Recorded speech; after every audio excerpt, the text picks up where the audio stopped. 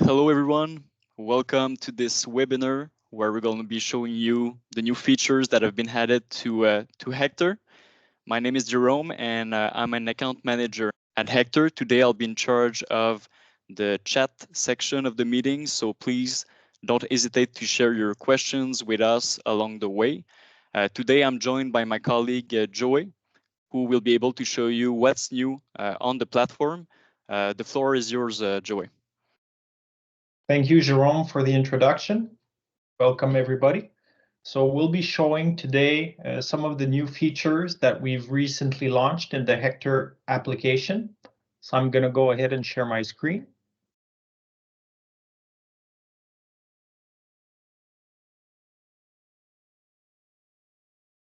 All right, everybody should be seeing my screen. Set up. All right. So one of the first features that we've added as part of this April launch is an integration to Google Maps.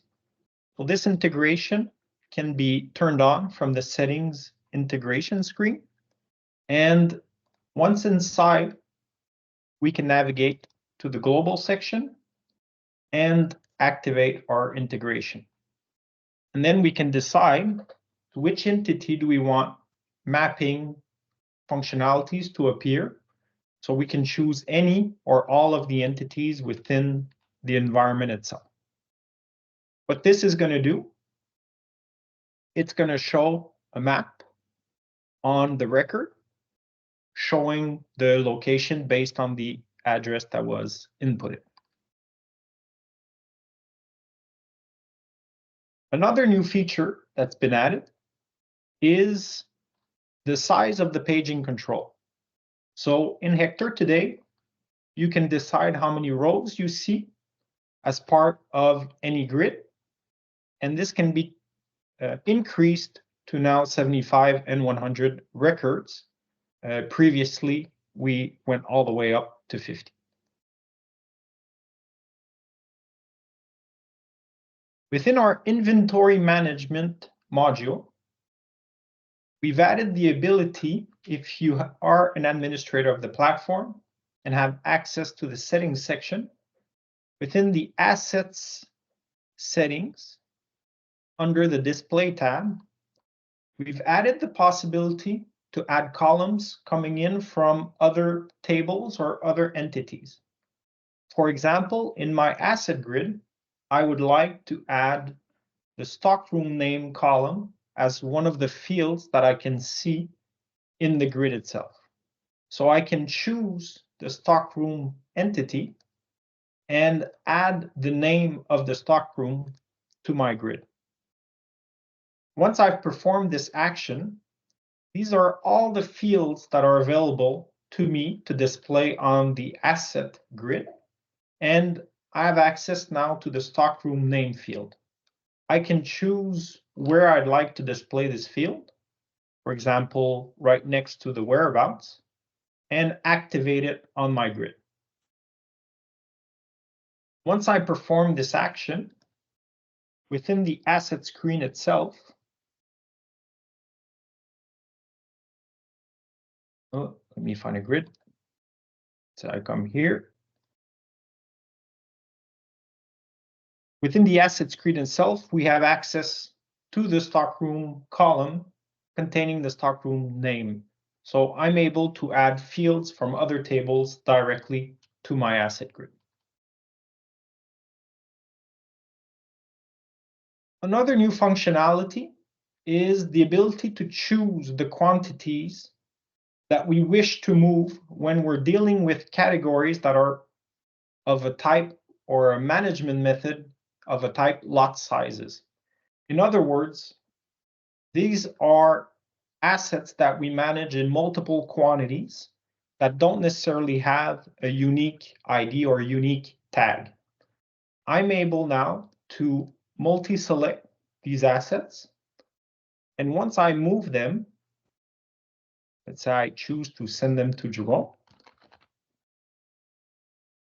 I have the ability to select how many quantities of, for example, printer cartridges that I'll be sending to Jerome.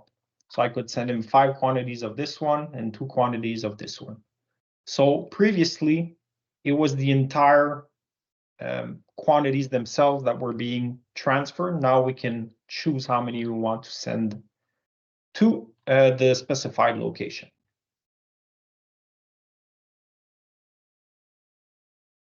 All right. Next, as part of the new release, we've added a brand new, navigate to it. We've added a brand new planning control.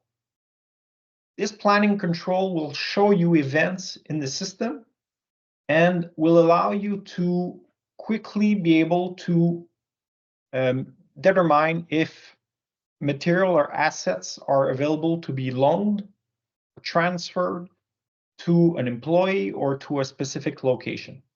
In other words, we have visibility over the usage of the assets through time.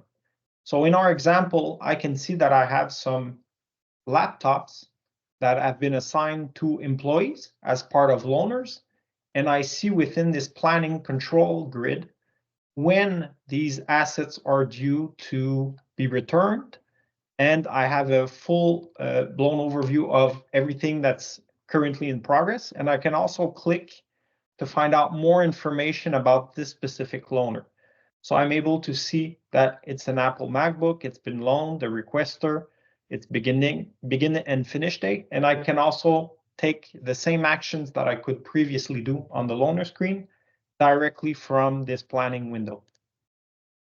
For those that are familiar with transfer orders or work orders, these kinds of records will also display in the planning window, as well as in transit assets, as well as any assets assigned to places with begin and end dates, as well as any maintenance that is planned on assets will show in this planning grid. The planning grid itself can be activated from the settings assets section. Within the display settings, we can choose to turn on the list and scheduling control. And once we've done that, we have access to the planning section as we've seen here.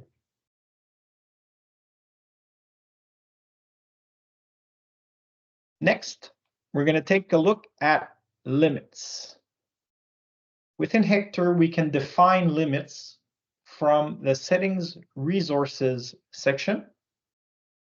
And limits allow us to control how many assets a specific department or service within my organization is allowed to reserve or request.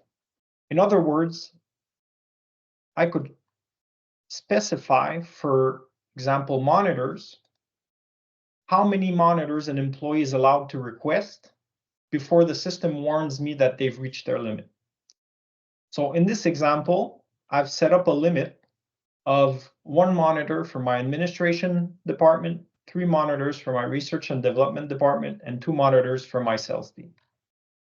And when I come to assign a monitor to an employee, so for example, if I take one of the monitors that's available in my headquarters, and I decide to assign it to an employee, let's take Jerome as an example, Hector is going to show me a warning message letting me know how many Jerome currently has with regards to the limits that we set up in the category.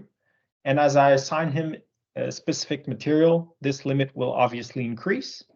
And as the limits increase, once I come to assign him a monitor and it passes his limit, I could override that assignment and still assign a 3rd monitor, but the system will let me know based on the current limits in the platform.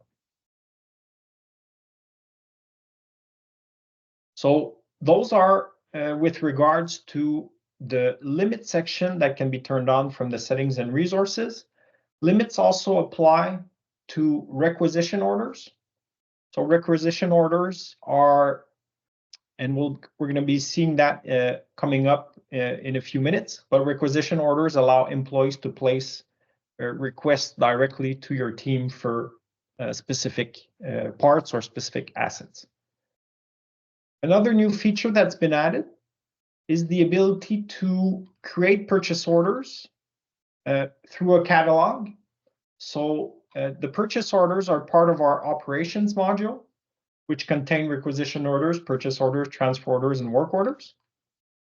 And within purchase orders themselves, these are purchase orders that you could send to vendors.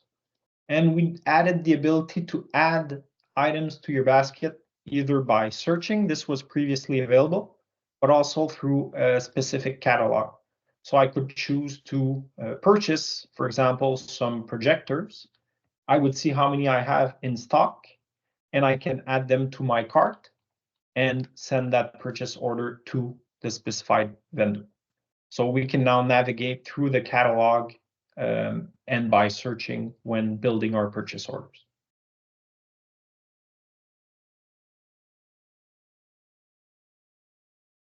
Okay.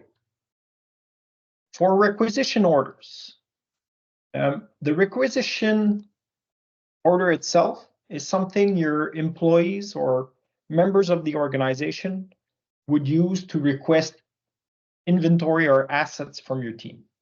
So if you're not familiar with the requisition order or even the operations module, we'll be talking about that a little bit later if you'd like additional information on the operations module.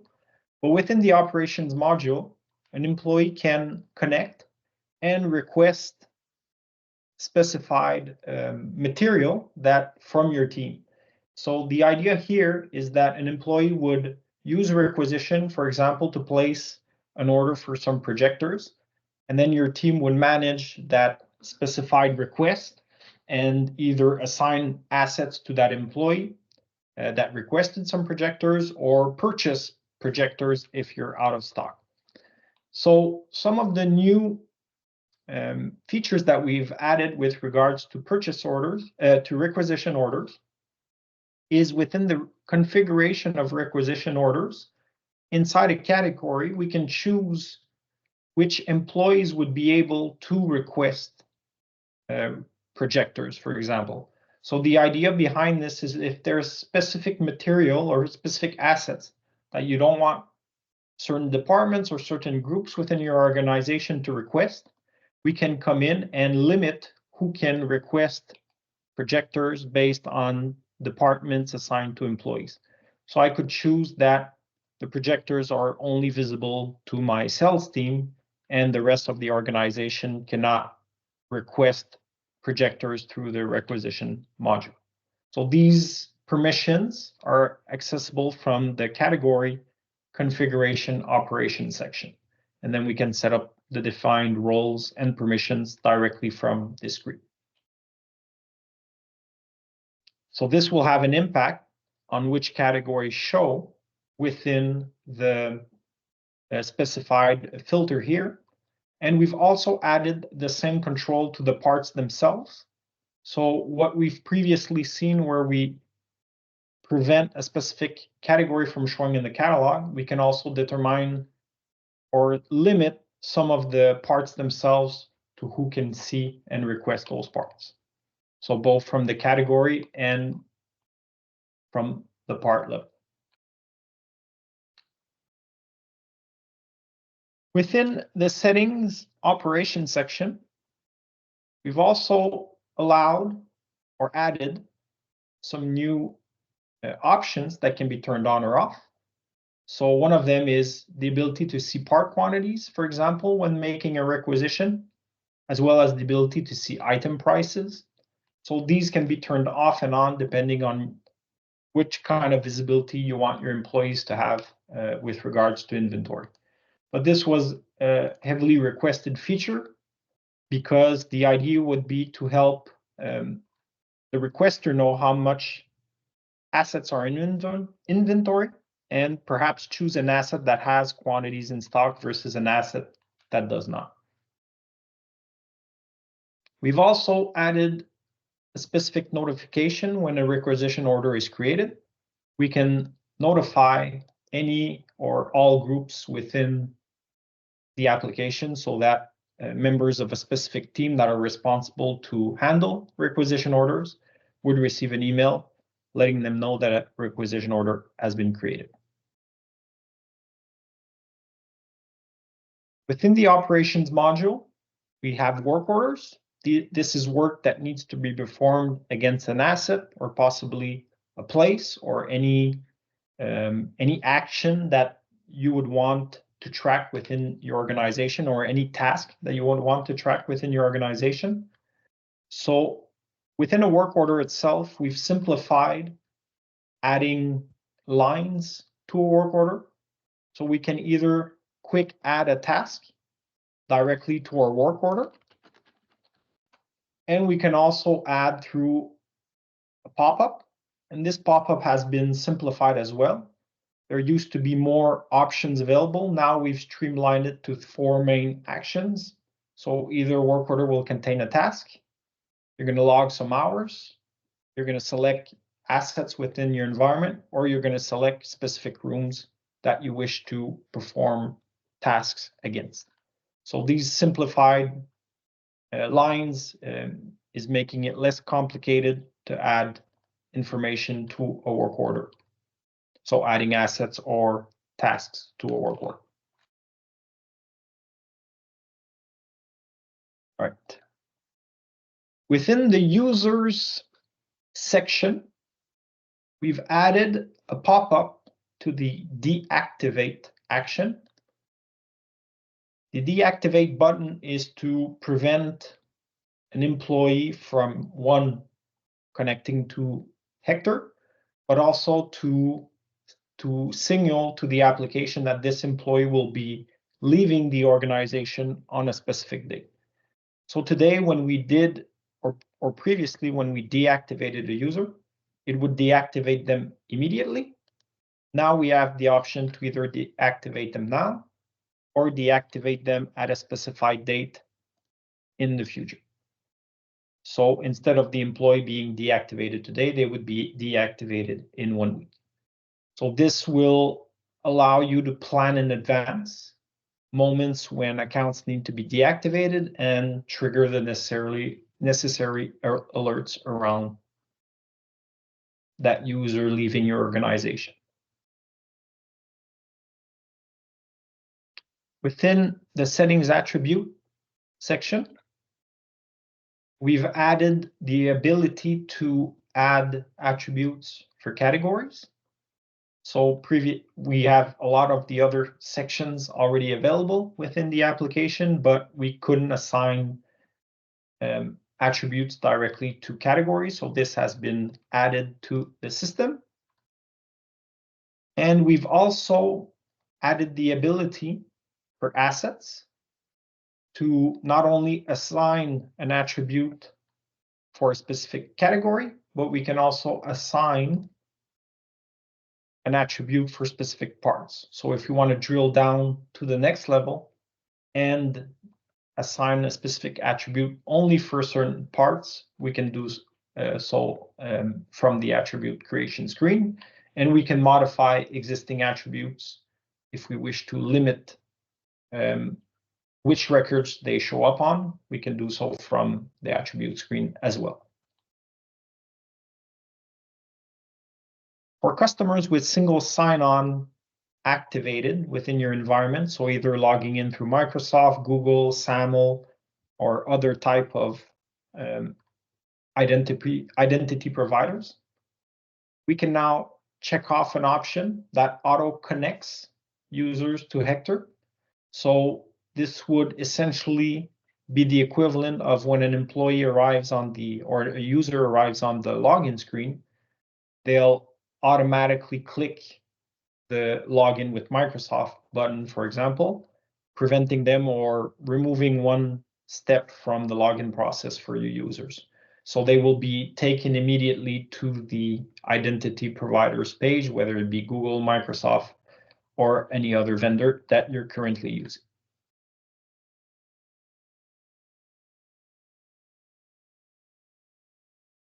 Within the role of any kind of role within the application, you can now limit which reports can be seen by that specific role. So previously it was either on and off. They either could see all reports within the inventory section or none at all. now users can, or access to these reports can be limited through this permission in the role. So we can choose which reports show for which roles, or we can completely remove the reports for that specified role. So this allows you to even hide some reports that your organization is not using through the role section. You can have them hidden and not display in Hector anymore. So we previously saw that we added the Google Maps integration. The SCIM, which is a system cross-domain identity management, has been added to Hector, and this allows you to synchronize your users from Microsoft Entra towards Hector.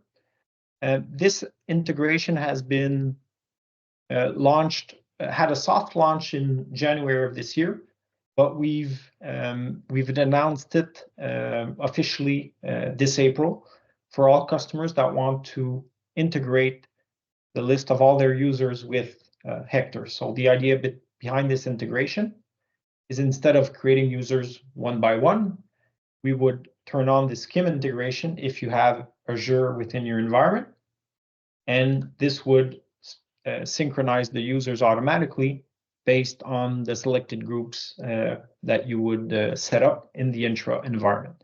So we have a complete guide up on setting up the SCIM integration with Hector, and you can also contact our support team if you have any questions or comments with regards to this integration. This completes the demonstration of the new features that we wanted to show today within the Hector application. Jerome, I'll pass back the control back to you to see if there's any questions or. All right. Thank you very much, Joey, for the presentation. I don't see any questions in the chat, so I guess that means everything was clear. So we hope you enjoyed this presentation and our latest features. If you have any further questions about Hector or the features presented today, we invite you to contact us or schedule a meeting with our team or your account manager as well. So once again, thank you very much for joining us today, and we look forward to seeing you soon. Have a nice day, everyone.